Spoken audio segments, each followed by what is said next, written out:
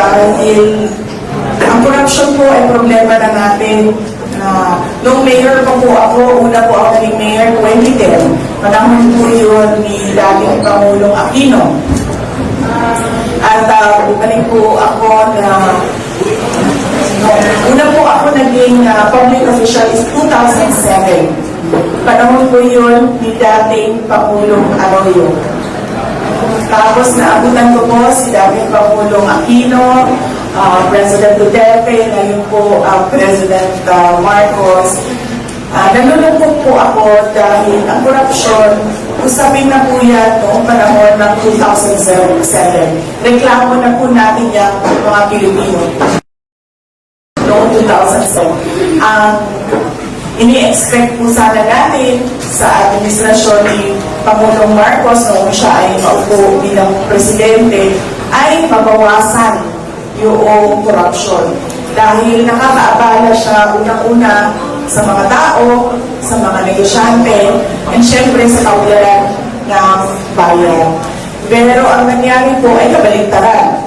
Mas lumala po ang corruption dito sa ating bayan na siya na rin ang nagiging dahilan sa pinsala sa ating lipunan. At nagdadala din siya ng kahihiyan sa ating bayan, lalong-lalo na sa mga ibang lahi na nakatingin sa atin at nakikinig sa pinag-uusapan natin dito sa bayan natin.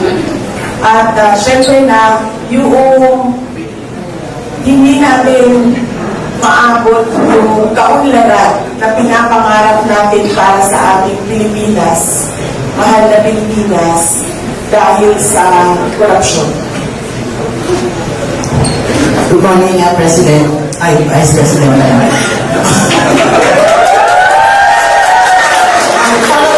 Sabi ko kanina yung interim release ni Tatay Digong, kung saan po ang update? Nag-file po ng interim release yung defense team ni dating Pangulong Rodrigo Duterte. Nakahanap po sila ng isang bansa na tatanggap, third country na tatanggap kay Pangulong Duterte. Lahat po ng kinakailangan para suportahan yung kanilang petition for interim release ay sinabit na po nila at nag-deny po yung interim release. Ngayon, ang hakbang naman ng defense team ay nag-file po sila ng appeal. Tapos, nag-submit na po sila ng bago pang mga supporting documents na nagsasabi na wala po kay dating Pangulong Rodrigo Duterte yung mga risk factors sa pagbibigay ng interim release. Ang risk factors po, unang-una, flight risk, ibig sabihin magtatago. Pangalawa po ay mag-threaten o mag-intimidate ng mga witnesses. Hindi po galing ni dating Pangulong Rodrigo Duterte yun. Nakita na po natin na meron mga investigasyon noon dito sa ating bayan. Nag-investiga si Commission on Human Rights, si Rita Lima, nag-investiga ang Senate, yung pinatawag nila si Trillanes at ang kanyang mga testigo. Wala pong nanakot, walang nangyaring masama sa kanila. So, makikita po natin na hindi ganyan yung behavior ni dating Pangulong Duterte. In fact, sinasabi na lagi, pabayaan ng mga tao na magtanong, pabayaan na magbukas ng investigasyon. At ngayon, nag-cooperate siya sa International Criminal Court. At yung pangatlo na risk factor ay yung posibleng pagpapatuloy ng paggawa ng krimen. So, wala po sa kanya lahat yun. So, yun po yung inuulit ng defense team sa kanilang appeal at naglagay po sila ng iba pang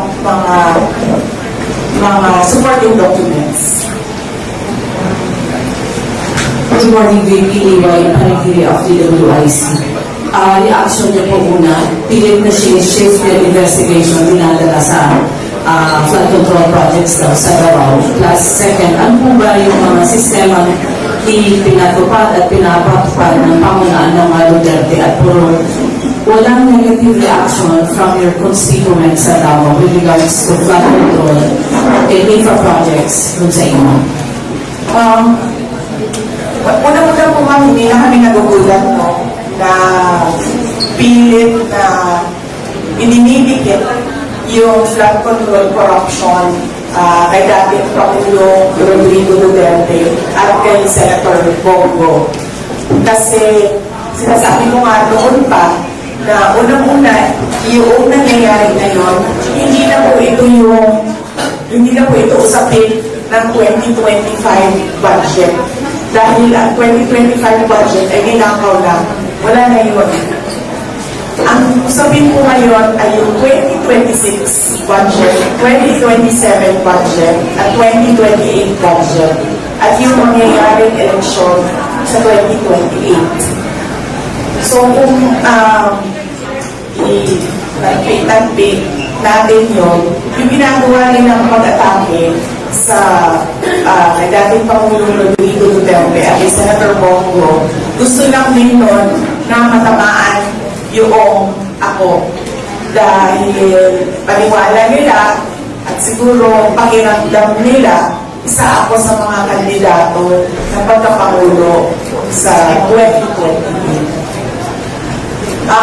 Negative reaction po ng mga tiga Davao, ang tanong niyo po, wala silang negative reaction. Opo. Wala sila pong negative reaction dahil sa Davao po, transparent po yung pag-i-implement ng projects. Yung mayor po, nagsasabi siya na ito yung plano natin para sa isang taon. Tapos after 1 year, nagsa-state of the city address siya at sinasabi niya rin, ito yung mga hindi nasunod, ito yung mga nasunod na plano, at ito yung mga hindi nagawa at bakit hindi sila nagawa. Nagagawa po namin na ipaniwanag sa mga tao kung ano po yung mga projects at ano po mga dahilan kung bakit sila na-i-implement at hindi sila na-i-implement. So, Good morning po, Madam Vice President. Sa latest Pulse Asia survey, 69% or roughly 7 out of 10 Filipinos ay dissatisfied or critical for the government's anti-grammar corruption campaign. Napalagay po ninyo ano ang inyong view, ano po inyong pakikya? Dahil po kasi unang-una, mabagal yung action ng Office of the President sa corruption. Puro lang po salita ang ginagamit. Kung nakikita po ninyo, noong 2024, nagsabi na po ako na may problema sa budget dahil ang budget ay hinahawakan ng 2 tao lang. At totoo po yun. Wala na pong nangyayaring balik-up dahil pinag-uusapan na lang yun at pinagkakatilan. Pero wala siyang ginawa. Wala man lang siyang sinabi, wala siyang komento. Tapos, nagkaroon ng SONA na palagay ko gusto nilang magpapogi pa sa taong bayan, sa nakikita at sa reklamo ng taong bayan. Palagay ko, gusto nila magpapogi, nagsabi na mahiya naman kayo, hindi nila naisip na yung sinabi nila ay babalik sa kanila. At yun na rin yung sinabi ko na ang korupsyon na ang nagiging dahilan sa pinsala, sa mga pagbaha, sa perwisyo, sa mga tao. At nakikita natin na walang action at walang ginagawa. Meron lang investigasyon, pero palagay ko, ang hinahanap ng tao ay sabihin niya na itong mga congressman na ito, sila yung dahilan ng mga korupsyon sa loob ng House of Representatives. At palagay ko, hindi din niya masabi dahil aabot siya sa sarili niya, sa Office of the President.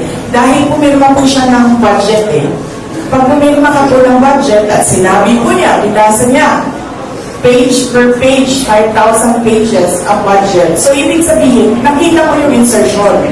Pero wala kang ginawa. Wala kang at all man lang sinabi sa taong bayan na aalisin ko ito dito sa 2025 budget dahil insertion ito ng mga senador, insertion ito ng mga members of the House of Representatives. Wala po siya ginawa. Yun po yung galit ng mga tao. Hindi po niya pwedeng masabi na politika ito dahil hindi po siya kandidato kailanman sa darating na mga eleksyon. Siguro kandidato ng congressman sa Ilocos Norte, pero napakaliit na nun eh. Hindi na siya makakatakbo bilang presidente, maliban na lang kung itutuloy at ipipilit nila yung charter change nila. So, ibig sabihin, hindi ito politika. Ito yung panghihingi ng mga tao sa kailangan mo gawin bilang Pangulo. Good morning, Your Excellency. Joseph Pagani po ng Radio Pangasinan. Ma'am, how do you assess the ongoing investigation so far of the ICI? Unang-una, sir, hindi ko po alam kung bakit meron pa investigation ang ICI. Kasi napakadali naman nun eh. Ilan po ang confidential, ilang bilyon ang confidential funds ng Office of the President. Sila lang sa loob ng kanilang opisina magagawa nila na mag-case build-up gamit ang resources ng Office of the President. At i-file nila yun, diretso, sa ombudsman o kung saan man na korte. Pero bakit kailangan pa niyang magbukas ng ICI ng komisyon? Bakit kailangan pa niya magbukas ng komisyon? Paniwala ko, at sa basa ko, sa tingin ko, sa ginagawa niya, gusto niya magbukas ng ICI. Tapos, syempre, dahil hindi naman natin alam ang usap-usapan doon sa ICI, in fact, meron na nga umalis doon sa ICI dahil ang pakiramdam niya ay kinokontrol yung investigasyon. Nagbukas sila ng ICI para kung ano man yung investigation report ng ICI, yun na yung official na kwento ng nangyaring corruption.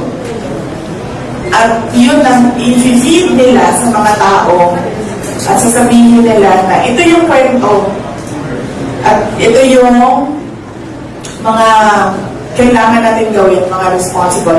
That way, ikaw na mamamayan, hindi mo na ma-dispute, hindi mo na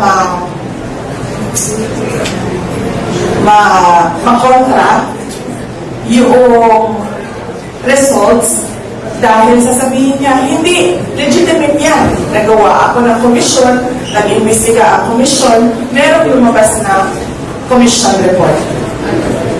So paniwala ko, nililegitimize nila yung kwento na gusto nilang lumabas. Last question. Good morning po. Basta tawag ko lang siya ng Jeff Tarupan. Nakunin ko din na dahil na ombudsman man matanawa tayo na bago tayo ombudsman pinag-uusapan tungkol sa atin ni Congressman. Opo. Sa usaping salian naman po, hindi ko po alam kung bakit meron silang orders na ano yun, pwede nang kunin ang salian. Dati pa naman po pwede kunin ang salian eh.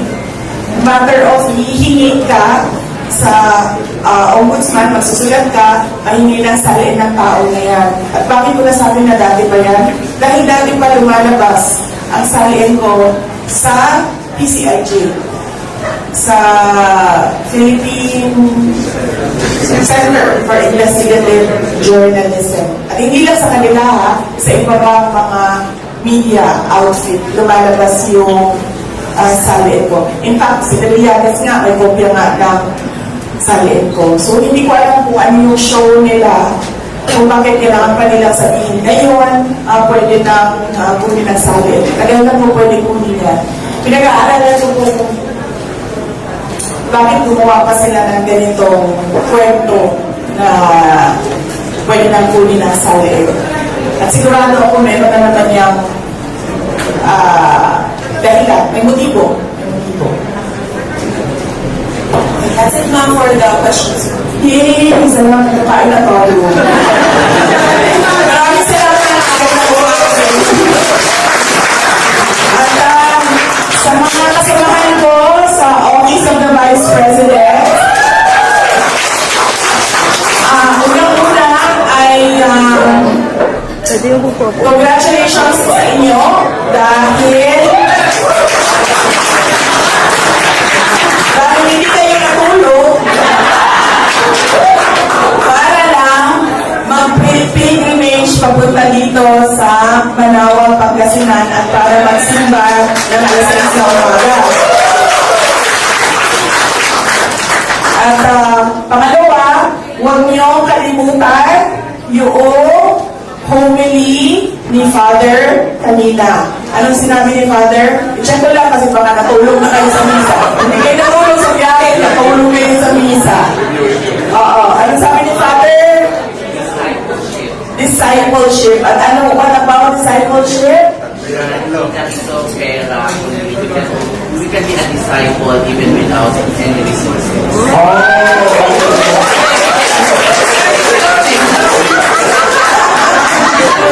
Yan.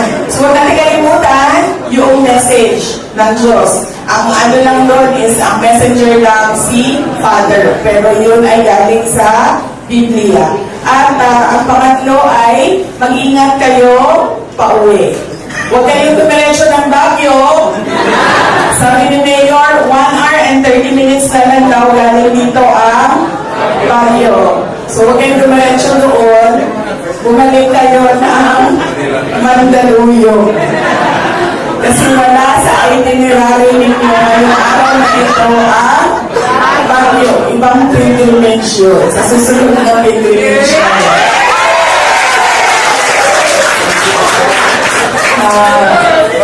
Masaya ako na nakasama mo kayong lahat ngayon. Ang kasama namin sa Central Office, sa Mandaluyong, mga kasamahan namin sa Satellite Office dito sa Pangasinan. At ang ating mga kaibigan dito sa Manawag, sa Dagupan, nandito po si Mayor, nandito si Barangay Laping, nandito si Brian Lin, si Ma'am Cecil, at sa inyo po, mga kasamahan namin sa media. Maraming salamat po.